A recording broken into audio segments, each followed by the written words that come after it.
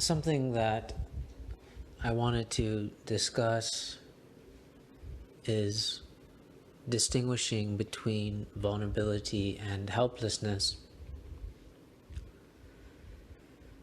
Of course, we can always say writing this out will help me intellectualize this more clearly, but I've been thinking about how necessary it is to distinguish between helplessness and vulnerability, to be vulnerable. And my argument, at least I don't even want to say my argument, but my hypothesis, you could say, is that I believe helplessness to be more primary than vulnerability, to be vulnerable. And one story that comes to mind instantly is Achilles, where Achilles is invulnerable everywhere else except for his Achilles heel. But he's not helpless in that. Vulnerability doesn't imply helplessness. Not necessarily. But if Achilles were to not protect his vulnerability, if he were to fail to protect his Achilles heel, he would die, and that is where he would be ultimately helpless. And so I've been thinking about how vulnerability is a means of knowing and denying helplessness. Or it can be a means of knowing helplessness and not knowing helplessness. I think vulnerability is the way that we intellectualize helplessness in some sense. And I think also that vulnerability is more epistemological than ontological. We always talk about this person should be more vulnerable, and it does sound ontological, but the reason why I feel that it's not ontological is because if we were to be honest with ourselves, we know exactly, or at least we think we know exactly, what are the situations and things that would make us feel vulnerable and not vulnerable. So there is a claim to know about the things that make us vulnerable and the things that don't make us vulnerable. And so there is this intellectualization of our own vulnerabilities. And that's why I think and believe that helplessness is most likely more primary here. And I think a good correlation, or at least one that is similar in some areas, is Heidegger's essay on what is metaphysics, where he tries to discern which is more primary. Is it the not and negation, or is it nothingness? And, spoiler alert, he says that it's nothingness that the not and negation comes to be. And I think what I'm trying to say here is that it's the helplessness that the vulnerabilities come to be.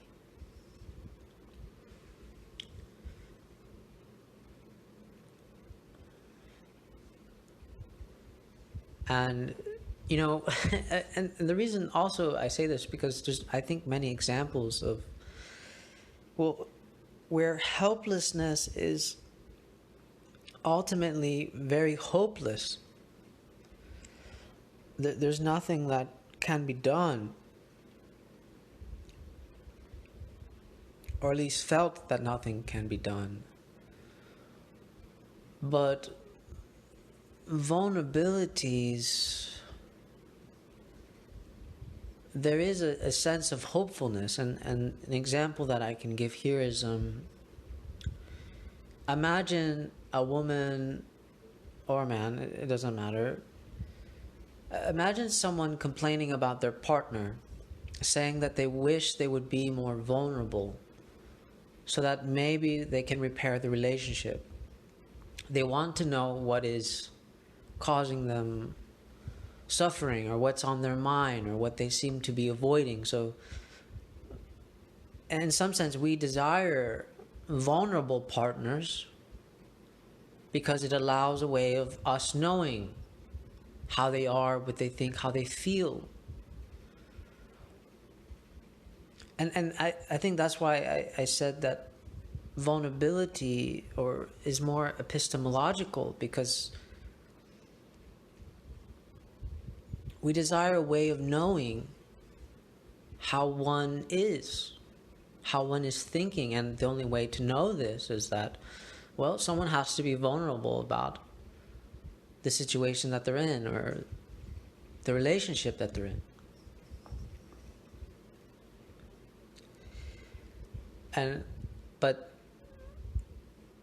I think that, there's something that Adam Phillips said that it made me laugh, but it's very true. He says, helplessness is not something typically praised or desired. But in our culture, we do desire a lot of vulnerability. We desire, at least in the dating world, a lot of women will say, in my own experience, a lot of women will say, well, that, I just want a more vulnerable man, that so he can express his emotions to me and express what's going on, and we can have more open dialogues with each other. But if I were to say, well, do you want a vulnerable man or do you want a helpless man? I think here we would instantly understand the distaste for a helpless man, or a helpless woman, or a helpless boy, child. We don't desire helplessness. And I think that is foretelling a lot, and it says a lot. But vulnerabilities, we may not desire vulnerabilities because it exposes our helplessness. It can expose our helplessness, and like I said before, vulnerability is tricky because it can go both ways. It can be the means to know my own helplessness and to reveal my helplessness. But it also can be a way to avoid my own helplessness.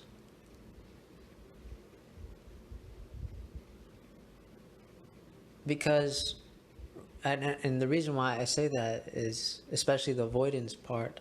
And I can imagine people saying, well, what do you mean by, like, how can someone's vulnerability be a way to avoid helplessness? Well,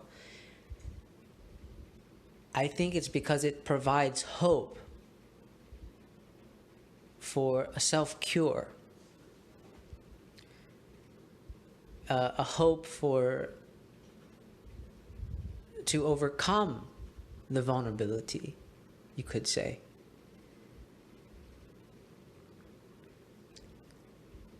And this very hoping for a self-cure or a cure or some kind of treatment ultimately still avoids the state of helplessness.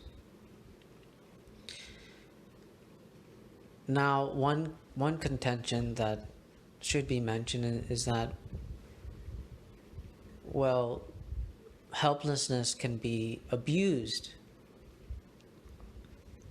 And that is true, but at the same time, it's not really helplessness. And to give an example of this would be, I would imagine someone that knows they are helpless, but they also know that people will help them, and so they keep exploiting their own helplessness because they know they will be helped. And see, that's the thing, even that is a guise and a distortion of their actual helplessness, a refusal of their actual helplessness, because one, they know they're going to be helped, so it's not in fact helplessness. They know that someone will come to them and want to satisfy their desires in some manner or form, and this isn't helplessness.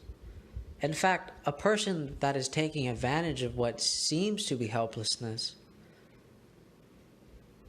to refuse to help them would actually cause them frustration, and then they would see their own helplessness. Then they would actually be able to confront their own helplessness.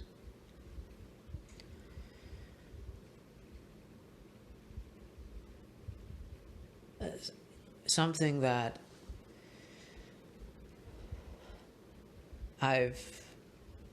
and this, of course, this is something that I've been thinking about.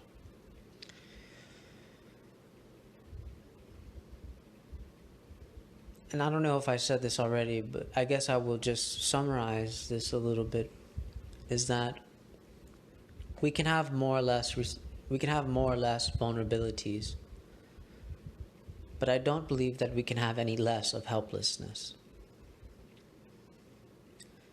And that seems to be my main argument or hypothesis for why helplessness is more primary than the other. But of course, a contention can be made here too, and one that I'm reminded of is Zizek's less than nothing. Of course, what is less than helplessness? That is a good question and something that is to ponder over. I wouldn't know what that is. I don't even know what that would be, less than helplessness. Perhaps an acceptance of helplessness. I don't know. But an acceptance of their frustration, maybe that's what it would be. But and that's a conversation to have. But I hope that I made myself at least clear in what I was trying to express. And these are just things that came to my mind because vulnerability ultimately exposes a break in the armor, but does not quite expose helplessness, but it can expose it. And I think that's why I said that vulnerability is the intellectualization of avoiding hopelessness. Did I say hopelessness? Well, that's a Freudian slip there. But anyways, I mean, it still works. Helplessness and hopelessness, as Adam Phillips said, they're very akin to each other. But I hope that helps. And I was very fond of attempting to make this distinguishment between what seems like two similes, vulnerability and helplessness. All right, take care.